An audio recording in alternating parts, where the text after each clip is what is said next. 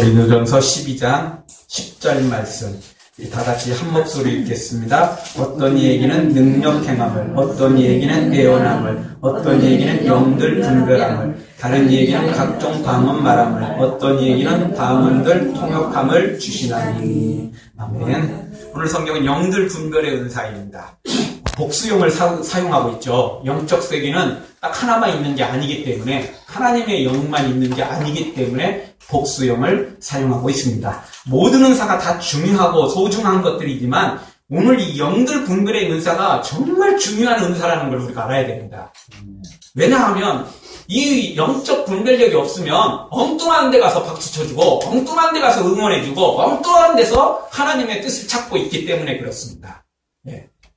그래서 우리가 하나님의 뜻을 모르면 하나님의 뜻과 반대되는 것들을 응원해주고 반대되는 것들을 우리가 협력해줄 수가 있는 것입니다. 그러면 하나님의 일을 하는 게 아니고 사탄의 일을 해버리는 경우가 있습니다. 그래서 큰 문제죠. 보통 방언이나 병고침, 예언의 은사들이 인기가 굉장히 많습니다. 그러나 내실을 기하는 은사는 바로 이 영들 분별의 은사입니다. 영들 분별의 은사를 알아야 제대로 된 영을 따라가고 제대로 된 영을 내가 받아서 제대로 일할 수 있기 때문에 그렇습니다. 열심만 있다고 좋은 거 아니거든요. 엉뚱한 열심, 잘못된 열심은 하나님의 일을 다 망치게 되어 있습니다. 그래서 우리가 이 영들 분별의 은사, 이 은사가 얼마나 소중한 은사인지 알아야 됩니다. 유튜브에 이제 설교 올려놓잖아요. 근데 설교 올려놓은 거, 다른 설교는요, 다 뭐 고만고만하게 듣더니, 아니, 저번 주에 했던 예언의 그 설교는요, 아니, 올려놓은 지 며칠 만에 그냥 다른 곳에 몇 배를 사람들이 봤더라고요. 그래서 예언의 은사가 그렇게 사람들이 관심이 많은가 봐요. 근데 예언의 은사보다 제가 저번주에 말씀드렸듯이 최고의 예언의 은사는 이미 예수님의 재림과 백보자 심판이 예언돼 있어요. 그거보다 더 큰 예언도 없고 그거보다 더 큰 중요한 예언도 없어요. 아멘. 근데 중요한 건 그런 은사는 그런 예언은 이미 다 알고 있어요. 알고 보면. 근데 영들 분별의 은사는 굉장히 중요합니다. 잘못 아니까 잘못 따라가는 거거든요. 잘못 알고 있으니까 거짓 선지자를 따라가고 거짓 싹군목자를 따라가고 잘못된 교회를 지금 다니면서도 잘못된 교회인지도 모르고 잘못된 목회자를 따라가면서도 잘못된 목회자인지도 모르고 이단을 따라가면서도 이단인지도 모르는 이유가 뭐냐? 바로 이 영들 분별의 은사가 없기 때문에 그렇습니다. 없기는커녕 도리어 반대로 돼버리니까 그래요. 그냥 중간지대만 있어도 그나마 조금 괜찮을 텐데 완전히 사탄의 영으로 사로잡혀있기 때문에 큰 문제가 생기는 것입니다. 여러분 전쟁에서 적구인지 아구인지를 제대로 모르면 어떻게 되죠? 곤란해지죠. 총을 쏠 수도 없고 안 쏠 수도 없고 총 안 쏘다가 적군이면 우리가 죽는 거고 총 쏘았는데 아구지면 어떻게 되죠? 우리 편을 죽이는 꼴이 되는 거잖아요. 그래서 참 어려운 겁니다. 그래서 적군인지 아구인지가 일단 그걸 알고 난 다음에 뭐 총을 쏘든지 말든지 해야지. 아니 지금 우리 집에 문 열고 들어오는 사람이 도둑인지 아니면 그냥 우리 식구인데 지금 저녁에 다 잠자니까 조용히 들어오고 싶어서 몰래 지금 들어온 건지 알아야 하잖아요. 도둑이면 그냥 몽둥이로 한 대 쳐야 되고 우리 가족 그렇게 쳤다가 입원하면 큰일 나죠. 곤란해지는 겁니다. 적구인지 아닌지 요걸 잘 알아야 돼요. 하나님의 영인지 사탄의 영인지를 제대로 알아야 뭘 해보든지 뭘 하든지 할 수 있는 거 아니겠어요?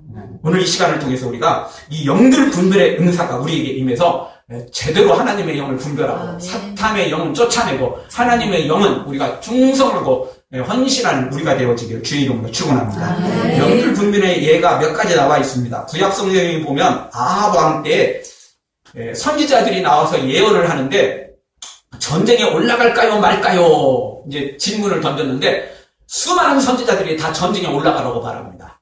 전쟁에 올라가면 반드시 승리할 거라고 말합니다. 근데 딱 한 사람 미가야만 반대합니다. 올라가봤자 피합니다. 올라가면 죽습니다. 그렇게 대답하죠. 모두가 다 똑같은 예언을 했지만 다 거짓 선지자들이었습니다. 미가야 한 사람만 하나님의 뜻을 알고 있었습니다. 아합은 그걸 믿지 않고 올라갔다가 그 전쟁터에서 죽게 됩니다. 그냥 그 전쟁에서 죽어버려요. 끝나버립니다. 인생 끝나버립니다. 잘못된 영을 들으니까, 잘못된 애원을 들으니까 결국 죽음의 길을 가고 마는 것입니다. 회개할 기회도 없이 지옥으로 떨어져 버리고 마는 거죠. 안 들었으니 당연히 그럴 수밖에 없는 것입니다. 아나니아와 삽비라도 성령과 베드로를 속이다가 결국 죽게 되는데, 이것도 영들 분별의 인사죠. 베드로가 그걸 영들을 분별을 못했으면 어떻게 알았겠어요? 성령께서 가르쳐 주셨으니까 아나니아와 삽비라가 성령님을 속인다, 교회를 속인다, 너를 속이고 있다, 온 성도들을 속이고 있다. 이걸 알았기 때문에 그때 바로 그를 징계한 것이죠. 나아만에게서 돈과 옷을 챙기는 게하시가 몰래 그걸 챙기고 들어올 때 엘리사가 그걸 알아채립니다. 그렇죠? 엘리사가 알아챕니다. 네가 그걸 받을 때 성령이 나한테 임하셨다. 지금이 돈을 받을 때냐, 지금이 옷을 받을 때냐, 지금이 뇌물을 취할 때냐, 아니라는 겁니다. 아니라는 겁니다. 은혜는 은혜로 베풀고, 우리가 거저받은 거 거저 나누라고 있는 것이지, 뭐 챙기라고 있는 거 아니라고, 엘리사는 분명히 게하시게 말합니다. 결국 게하시는 문둥병이 걸리고 말죠. 이 잘못된 영을 받고, 잘못된, 영을 따라가면 반드시 이렇게 문제가 생기게 돼 있습니다. 느헤미야도 총독으로 와서 예루살렘 이 성벽을 건축하기 시작합니다. 그런데 이 성벽을 건축하는 일에 얼마나 반대자들이 많은지 모릅니다. 그때 특별히 이 예루살렘 안에서 선지자라고 말하는 한 사람이 느헤미야를 찾아와서 적군이 너를 죽이러 온다. 오늘 밤에 적군이 너를 죽이려 비밀 경찰을 파송한다. 그러니까 너와 나와 함께 성전에 있는 외소로 들어가자. 그 이야기는 뭐냐면 그 지성소를 가리킵니다. 내소로 들어가자. 지성소를 가리킵니다. 거기 누구만 들어가죠? 제사장 중에서도 대제사장만 들어갈 수 있어요. 그러니까 아무나 못 들어가는 그곳에 들어가자고 말합니다. 왜? 적군이 오니까 그리 깊숙이 숨어버리자는 거예요. 근데 그게 선지자였어요. 근데 느헤미야가 곰곰이 생각합니다. 이게 도대체 하나님의 음성인지 아닌지 생각합니다. 그러다가 뭐라고 대답하면, 내가 누구간데 죽으면 죽었지, 내가 어떻게 그 대제사장만이 들어가는, 하나님이 대제사장님만 들어가라고 말하는 그 지성소에 들어갈 수 있겠느냐. 성소도 아니고 성소도 못 들어가는데 어떻게 지성소에 들어가느냐. 그래서 나는 죽으면 죽었지 안 들어간다. 느헤미야가 단호히 거절합니다. 그런데 후에 그게 나타납니다. 이 선지자가 산발락과 도비야에게 뇌물을 받고 거짓 예언을 했던 거예요. 그게 진짜 예언인 줄 알았어요. 진짜 하나님의 뜻인 줄 알았어요. 그거 분별 못하면 들어가게 되는 거예요. 그러면 결국 자기도 망하고 모든 이스라엘 전체에 큰 위기를 맞이할 수가 있어요. 지도자 한 명이 잘못되면 교회가 위기에 쌓이게 되어 있습니다. 교회 자체가 위기로 끝나는 게 아니라 성도들이 대부분 시험에 빠지게 되고, 또 타 교회로 옮겨간다 할지라도 시험에 한번 빠진 사람들이 회복하는데 시간이 오랫동안 걸릴 수 있어요. 그 상처들이 쌓여지는데 오랜 시간이 걸릴 수 있다고요. 하나님이 빨리 회복시켜 주시고 바른 교회와 또 바른 목회자를 만나서 함께 또 세워지면 괜찮은데, 그렇지 않으면 그 회복 시간이 오랜 시간이 걸릴 수 있어요. 마치 대구 그 지하철 사고, 그리고 이번에 그 진도 세월호 사고, 뭐 이런 것들이 벌어지면 무슨 일이 벌어지죠? 외상 스트레스. 그게 보통 일이 아닙니다. 이번 일이 딱 벌어졌더니 벌써 10년이 훨씬 넘은 그 대구 지하철 사고 있잖아요. 그 사고를 경험한 사람들이 지금 밤잠을 못 잔대요. 왜냐하면 한참 조금 잊고 한참 지금 회복되는 중에 있었는데 또 사건이 벌어지니까 또 자기 주변에 또 막 하늘이 이 천장이 막 무너지고 막 온통 막 사건이 막 주변에 막 일어날 것 같아서 잠을 못 자게 되고, 사람들이 모여 있는 것도 두려워하고 또 반대로 혼자 있는 것도 두려워하고 같은 그 공포에 휩싸이게 된다는 거죠. 옛날 그게 고스란히 나오는 거예요. 그래서 한번 우리가 상처를 받으면 쉽지가 않습니다. 빨리 회복되어야만 그게 그 상처가 빨리 없어지는 거지, 잘못하면 골마 터지게 되어 있어요. 그러면 또 나오고 또 나오고 또 나올 수 있는 것입니다. 그래서 우리가 잘못된 이 영을 분별할 줄 알아야 돼요. 영 잘못 분별하면 엉뚱한 데 속해 있고 이다인 줄도 모르고 잘못된 줄도 모르고 있다가 나중에 큰 위험을 당할 수 있기 때문에 그렇습니다. 오늘 이 시간을 통해서 우리에게 영들 분별의 은사가 임하는 은사가 있기를 주의 이름으로 축원합니다. 그럼 영들의 종류를 한번 살펴보죠. 오늘 영들 분별이잖아요. 복수형이잖아요.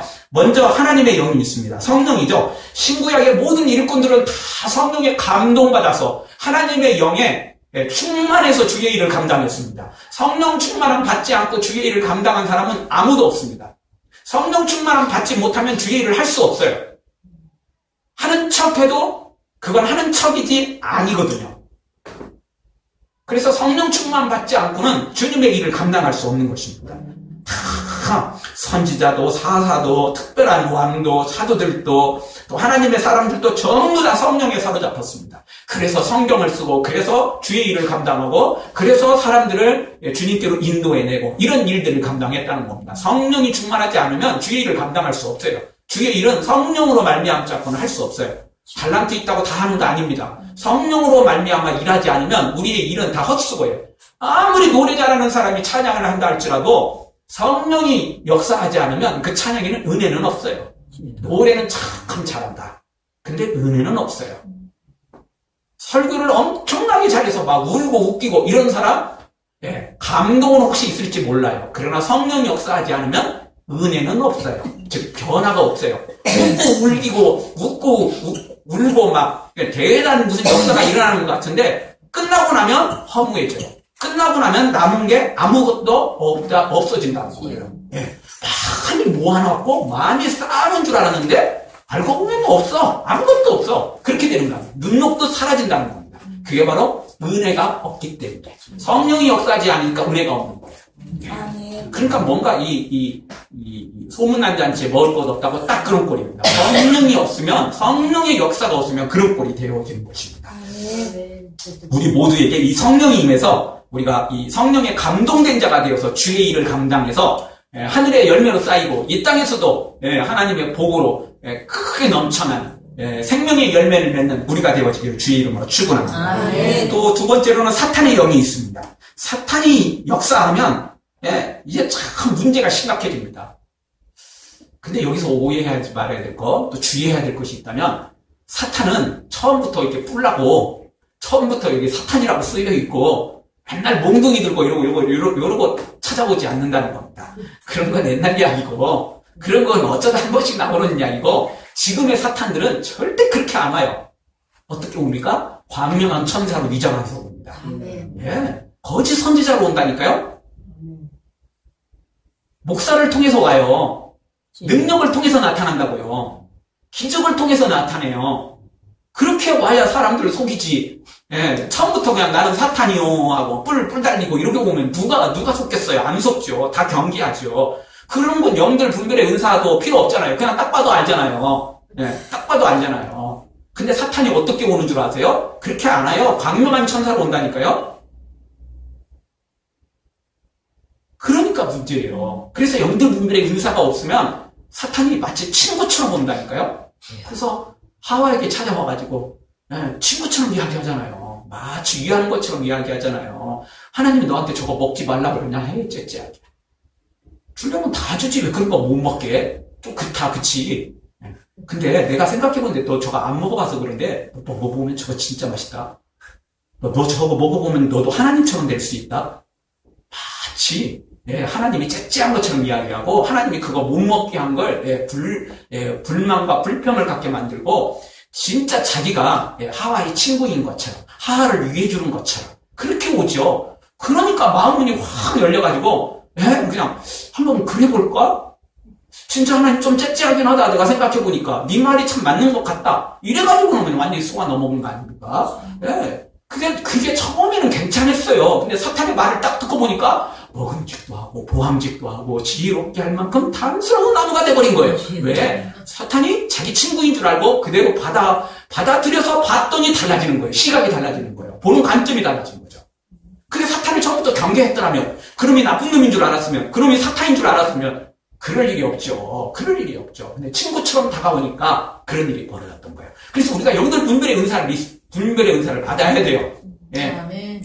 이게 그렇게 친구처럼 다가왔는 게 아니면 곤란해지잖아요. 예. 물론 사기꾼이 여러분, 처음부터 나는 사기꾼이라고 달려옵니까? 어떻게 보면 진짜 친구보다 더 잘해줘요. 더 잘해줘요. 예. 이거 완전히 제비예요, 제비. 예. 그래서 우리를 속인다고요. 그래서 우리를, 예, 완전히 유혹시킨다고요. 그러니까 우리는 이 사탄의, 이 광명한 천사로 위장하는 이 사탄의 영을 경계할 줄 알아야 됩니다. 이 참 쉽지 않은 겁니다, 그런데. 베드로는 마태복음 16장에 주는 그리스도시요 살아계신 하나님의 아들입니다 라고 고백했고 예수님 앞에 내가 너에게 천국 열쇠를 주리니 하고 엄청난 칭찬까지 다 받습니다. 그리고는 몇 분 후에 정확히 성격은 몇 분인지 모릅니다. 몇십 분이 흘러갔겠죠. 최소한. 그래도 곧바로 어떻게 되죠? 예수님께서 내가 십자가를 지게 될 것이다. 그랬더니 베드로가 예수님 안 됩니다. 절대 안 됩니다. 어떻게 예수님이 십자가를 집니까? 이러면서 막습니다. 베드로는 엄청난 고백을 해놓고 곧바로 이어서 사탄의 앞잡이가 되죠. 예수님이 뭐라고 말했죠? 너는 나를 넘어지게 하는 자라. 사탄아, 내 뒤로 물러가라. 책망하잖아요. 그러니까 내가 엄청난 주의 일을 고백하고 주님을 고백하고 이렇게 해놓고 또 사탄의 앞잡이가 될 수도 있다는 거예요. 그래서 항상 경계하지 않으면 안 되고 항상 깨어 기도하지 않으면 안 돼요. 베드로는 예수님의 칭찬을 들음과 동시에 무슨 일이 벌어졌을까요? 교만이 들어가 버린 거죠. 교만이 들어가 버린 거죠. 그래, 내가 최고야. 12명 중에 내가 1등이야. 그래, 천국 열쇠는 니네들에게 준 게 아니고 나한테 줬어. 이렇게 된 거죠. 베드로에게 대표로 준 거지 베드로 혼자에게 준 게 아니거든요. 네. 베드로 그냥 대표로 받은 거예요. 대표로 받은 거. 다른 사람 안 받은 거 아니야. 네. 사실은 알고 보면 요한복음에 보면 베드로보다 더 먼저 고백한 사람도 있었어요. 베드로보다 더 먼저 주는 그리스도시다라고 먼저 고백한 사람도 있었다니까요. 그런 제자도 있었어요. 자기가 제일 먼저 한 거 아니에요, 사실. 근데 혼자 교만에 쏙 빠져갖고 예수님이 나한테 칭찬해줬다. 예수님이 나에게 천국 열쇠를 줬다. 나만 칭찬받았다. 니네들 봤지? 다 들었지, 너희들? 내가 수제자야. 니네들 다 내 앞에 다 무릎 꿇어. 이렇게 된 거죠. 교만이 들어가니까 순식간에 사탄이 들어와 버려요. 만약 베드로가 그걸 듣고 겸손히 그래. 내가 이렇게 고백한 건 내가 아니고 성령께서 하나님께서 나한테 가르쳐줘서 하는 거야. 내가 더 기도하고 내가 더 겸손히 엎드려서 내가 이제 앞으로 진짜 성령을 받아갖고 주의 일을 해야지, 주님을 따라가야지. 이랬으면 어떻게 사탄의 앞자리가 되냐고요. 안 되는 거예요. 교만해지니까 사탄이 쏙 들어오는지 몰라. 왜? 경계를 안 했으니까.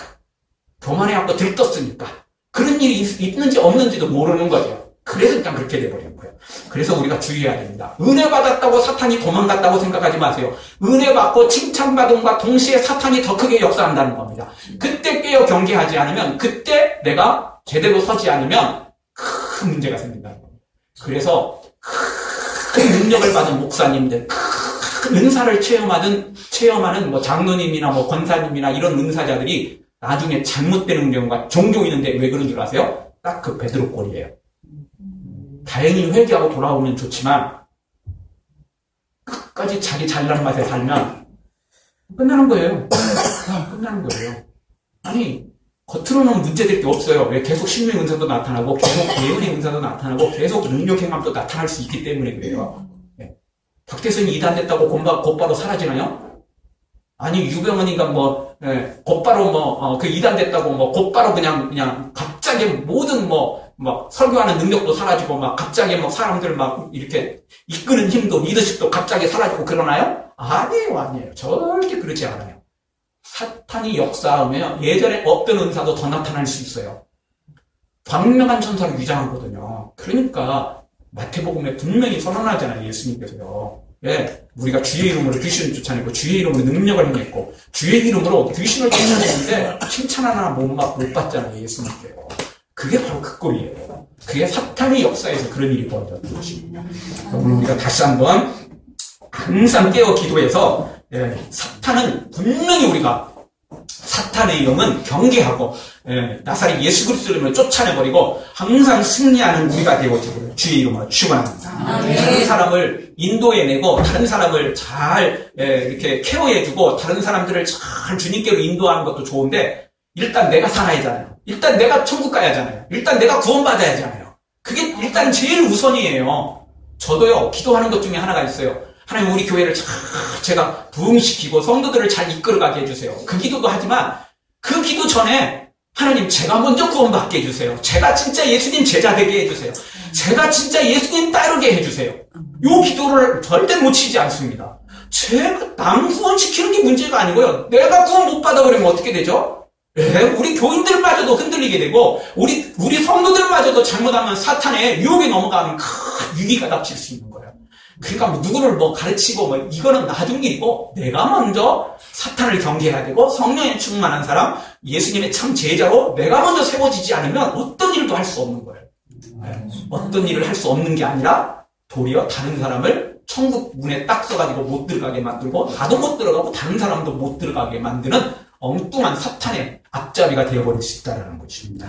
다시 한번 영들 분별의 은사가 임해서 사탄은 쫓아내고 오직 성령의 사람들 되어지길 주의 이름으로 축원합니다. 세 번째는 사람의 영이 있습니다. 하나님의 영도 아니고 사탄의 영도 아니고 그냥 우리 사람의 영이에요. 우리가 가지고 있는 영이에요. 근데 이건 중간지대 같죠. 그러나 절대 중간지대가 아니에요. 왜냐하면 우리는 죄인이잖아요. 그래서 이미 중간지대가 있다라는 건 없어요. 죄 아니면 선이에요. 하나님 아니면 사탄이에요. 그럼 우리가 사람의 영은 그러면 어떻게 되느냐? 성령이 역사하지 않으면 사탄이 임했어요. 여러분 어두운 가운데 빛이 없으면 자동으로 어두워지는 거 아니에요? 대낮이라면 몰라도 한밤이라면 한 저녁이라면 불빛이 켜지지 않으면 자동으로 어두워지는 거 아니에요? 그렇잖아요. 우리의 영이 성령이 들어오지 않으면 자동으로 우리는 어두운 영이 되는 거예요. 사탄의 영이 임한 것과 똑같이 되는 거예요. 사탄이 오지 않아도 이미 사탄의 영이 들어온 거나 다름없다니까요. 왜냐하면 우리는 죄를 가지고 있기 때문에 죄 성품을 가지고 있기 때문에 자동이라는 거예요. 자동이라는 거. 사탄이 임하면 이제 더 크게 악한 자가 되어버리지만 사탄이 굳이 막 역사하지 않아도 이미 우리는 죄인이라는 거예요. 그래서 사탄하고 친척이에요. 이미 비슷한 거예요. 비슷한 거예요. 그래서 여기 사람의 영은 구별할 이게 종류로 구분이 되지만 실제로는 사탄의 영하고 큰 차이가 없어요. 예수님이 역사하지 않으면 우리 마음속에 성령이 들어오지 않으면 우리의 사람의 영은 다 사탄과 친척이고 가깝게 되는 거예요. 이미 그쪽으로 기울어져 있다는 거예요. 따라서 오늘 우리는 죄인이기 때문에 성령님을 사모하고 성령이 역사하는 우리의 영이 되어지기를 주의 이름으로 축원합니다. 자, 그러면 영들 분별함의 이 방법은 무엇이 있을까요? 영들을 분별해야 하잖아요. 그런 은사를 받고 우리가 분별하는 그 방법이 있을 거 아니에요. 예. 영들 분별의 은사를 받은 사람들은 어떻게 분별하느냐는 거예요. 분별의 방법들이 여러 가지가 있습니다. 마음에 큰 감동으로 영들을 분별할 수도 있습니다. 성령이 역사하면, 저거 좀 위험하다. 조금 왠지 좀 이상하다. 이 성령이 역사하시면 그게 느껴질 때가 있어요. 반드시 큰 잘못 없는 것 같은데 왠지 이상할 때가 있어요. 그럴 때 이 성령의 감동이라면 그것은 분명히 그 분별의 은사를 받은 거예요. 그것뿐만 아니라 환상, 꿈, 어떤 음성을 통해서도 하나님의 그 역사가 임해요. 그걸 통해서 그게 잘못됐구나. 분명히 보여줄 수 있어요. 근데 문제는 그거조차도 사탄의 영인지 성령의 영인지 헷갈릴 수 있다는 거예요. 사탄이 환상을 보여줄 수도 있고 음성을 들려줄 수도 있고 사탄이 우리의 마음을 그렇게 감동시키는 것처럼 그렇게 할 수도 있다는 거예요. 그래서 위험해요. 그래서 이 영들 분별의 은사가 이게 참 어려운 거예요. 왜냐하면 그 강력한 성령의 그 마음의 감동, 그리고 환상이나 꿈, 음성, 이런 걸 통해서 분별해낼 수 있는데, 그거조차도 이게 성령인지 사탄인지를 구별하기가 어렵다는 거예요. 그래서 어려운 거예요. 이해하기 복잡하죠. 그래서 그 어떤 영들 분별의 은사 중에서 그 어떤 방법보다도 최고의 방법은 바로 말씀입니다. 말씀의 방법만큼 가장 좋은 건 없어요. 말씀을 알고 있으면 말씀 속에 다 드러나요. 말씀 속에 대부분 다 나타나게 돼 있어요. 말씀 속에서 이미 사실은 이미 다 분별이 되어 있는 거예요. 거의 대부분. 우리가 말씀을 몰라서 그렇지 말씀만 창세기부터 요한계시록까지 말씀에만 깨어 있으면 말씀만 우리가 깨어 있으면 그 말씀이 나를 깨우고 그 말씀이 나를 변화시켜서 그 말씀은 내 생각과 심령과 골수, 마음의 뜻까지 다 관찰하잖아요. 그 말씀이 나를 변화시키면 말씀을 통해서 내가 그걸 깨닫게 돼요. 환상을 못 보고 음성을 못 듣는다 할지라도 말씀이 역사하면 돼요. 그러니까 말씀만큼 중요한 건 없어요. 말씀이 가장 중요한 거죠. 말씀이 가장 중요한 거예요. 그런데 우리는 가장 중요한 이 말씀은 성경은 덮어놓고 자꾸 환상을 보려 하고 꿈을 꾸려 하고 음성을 들으려고 하죠. 그게 제일 좋은 방법인 줄 알아요.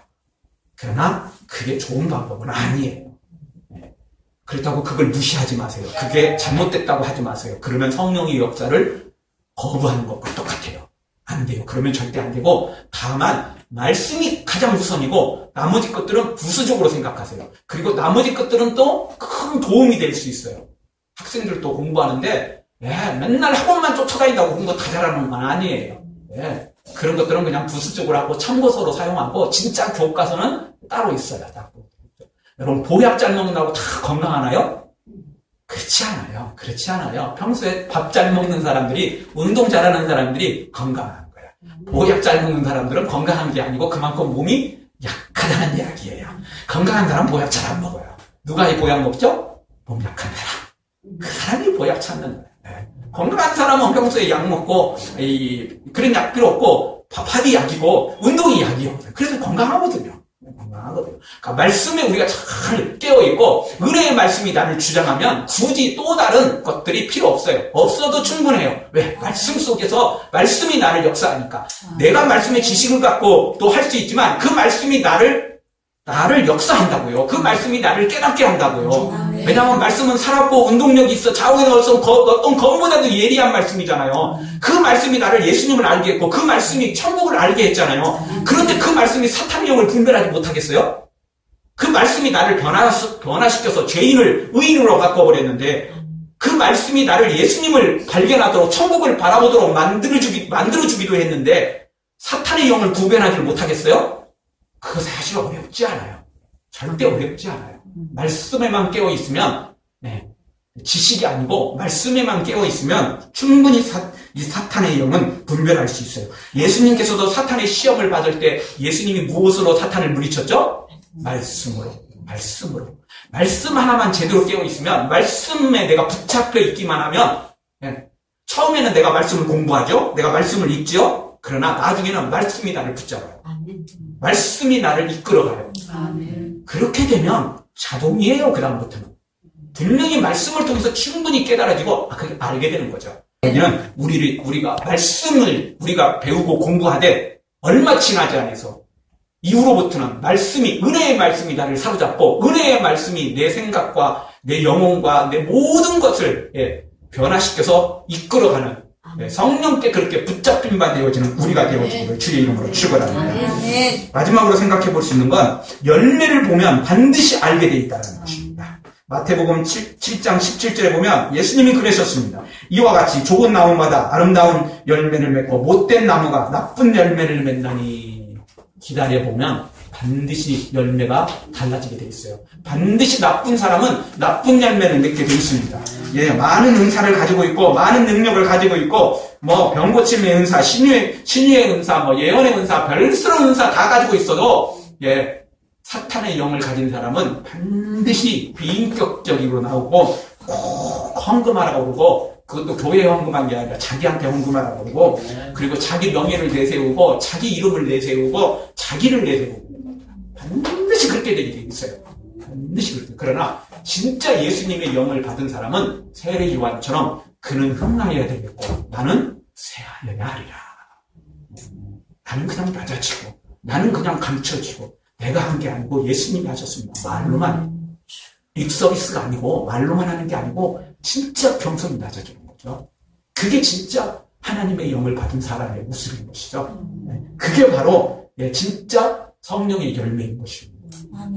겸손, 온유, 사랑, 낮아짐, 이게 바로 예수님의 모습이고 그게 바로 성령의 열매인 것입니다. 그런데 사탄의 영을 받은 사람들, 이단들, 그리고 교회 안에 있는 싹군 목자들은 처음에는 어떨지 몰라도 나중에는 자기를 내세요. 자기가 최고라는 거죠. 나를 떠나면 다 저주받고, 나한테 안 오면, 우리 교회 떠나면 다 저주받고, 이러는 분들 얼마나 많은지 몰라요. 여기 안 나오면 다 저주받는데요. 그런 법이 어디 있어요? 그런 교회가 어디 있고 그런 목회자가 어디 있어요? 하나님은 절대 그러시지 않아요. 하나님은 한 사람만 들어 사용하지 않아요. 하나님은 한 사람의 목사만 사용하지 않아요. 하나님은 곳곳에 필요한 대로 다 역사하신다고요. 그리고 세상 보기가 달라요. 세상 보기하고 분명히 달라요. 수십만 명, 수만 명 있는 목회자가 천국에서 큰 상급 받을 줄 아세요? 어떻게 보면, 이 도시에서 그렇게 하는 목회자보다, 농어촌 지역에 가서, 농어촌보다도 어떻게 보면 저 섬 지역에 가가지고, 다 모아봤자 채 50명도 안 되는 그런 집. 거기서 다 전도해도 50명밖에 안 되잖아요. 그거 소망이 없잖아요. 아니, 다 전도해도 50명도 안 되는 교회. 그 50명이면 그나마 많아. 10가구, 20가구밖에 안 되는 그런 섬도 있잖아요. 그 섬에 들어가서 하시는 목사님은 능력이 없어서 가시나요? 아니에요. 그렇게 생각하지 마세요. 하나님은 그렇게 하는 게 아닙니다. 하나님의 일은 그렇게 하는 게 아니에요. 부흥하고 능력 있고 대단하다고 그게 칭찬받고 별 볼 일 없다고 그런 게 아니에요. 주신 사명 따라 하는 거예요. 알고 보면 정말 힘든 일은 저도 이 도시에 있지만 저보고 섬으로 당장 들어가라고 하면 쉽지 않은 거예요. 쉽지 않은 거 아니겠어요? 저보고도 당장 농어촌 지역으로 당장 가라고 그러면 그거 쉽지 않은 거예요. 당장 진짜 예수님의 음성이 들리면 가야 되겠죠. 안 갈 수는 없죠. 안 갈 수 없는데 저도 고민 많이 할 거고 예수님께 근데 주님 그거 좀 바꾸면 안 될까요? 그냥 여기서 하면 안 될까요? 제가 분명히 그렇게 말할 겁니다. 안 할 사람이 아니에요. 저도 제가 잘 알거든요. 그런데 그런 농어촌 지역에 가서, 그런데 그런 섬 지역에 가서, 섬도 큰 섬도 아니고 몇 가구밖에 없는 그런 곳에 가서 목회하시는 분이 여러분 적은 교인들을 데리고 있다고 능력 없다라고 생각하지 마세요. 수십만 명, 수만 명 모여있는 목회자는 대단하고 그 섬에 그 몇 명밖에 없는 성도들을 데리고 목회하는 분이 형편없다고 생각하지 마세요. 하나님의 기준은 어디에 있을지 몰라요. 기준은 우리가 주의 일을 감당하는 거예요. 성령의 충만해서 주신 사명 감당하는 거예요. 그것이 중요한 것이지 우리 보기에 열매가 많다고 반드시 하나님 앞에 열매 있다고 생각해서는 안 돼요. 다시 한번 말씀을 정리하겠습니다. 요한일서 4장 1절에 보면 사랑하는 자들아 영을 다 믿지 말고 오직 영들이 하나님께 속하였나 시험하라. 많은 거짓 선지자가 세상에 나왔습니다. 거짓 선지자가 나왔는데 적게 나왔다고요? 많이 나왔대요. 지금 우리 한국교회도 많은 거짓 선지자들이 있어요. 많은 거짓 싹돈 목사들이 있어요. 있어요. 그게 작은 교회냐? 아니에요. 큰 교회예요. 그래야 그 사람들 엉뚱한 짓 해가지고 교회 욕먹이죠. 그래야 그 사람들 방송에 나와가지고 하나님 다 욕먹이고 교회 다 욕먹이고 그래서 다 시험 들게 만들고 교회 떠나게 만들고 그렇게 하죠. 시험 차는 사람들은요 건드려 놔봤자 별 볼 일 없어요. 소문도 안 나요. 방송에도 안 나온다니까요. 큰 교회일수록 더 사탄이 역사하는 거예요. 왜? 그 목사 한 명만 건드려 놓으면 그 교회 교인들이 다 통치로 잘못될 수도 있거든요. 그래서 또 위험한 거예요. 거짓 선지자들이 세상에 많이 나와 있습니다. 사랑하는 성도 여러분, 영적으로 혼탁한 지금 시대입니다. 영적으로 혼탁한 지금 시대에 우리가 살고 있습니다. 거짓 선지자들이 많이 나와 있습니다. 적게 나와 있는 게 아니에요. 우리가 말씀과 성령으로 영적 분별력을 가져서 악한 영은 나사렛 예수 그리스도의 이름으로 쫓아내고 오직 성령을 받아서 성령의 일을 감당하는 우리가 되어지기를 주의 이름으로 축원합니다. 들어가겠습니다.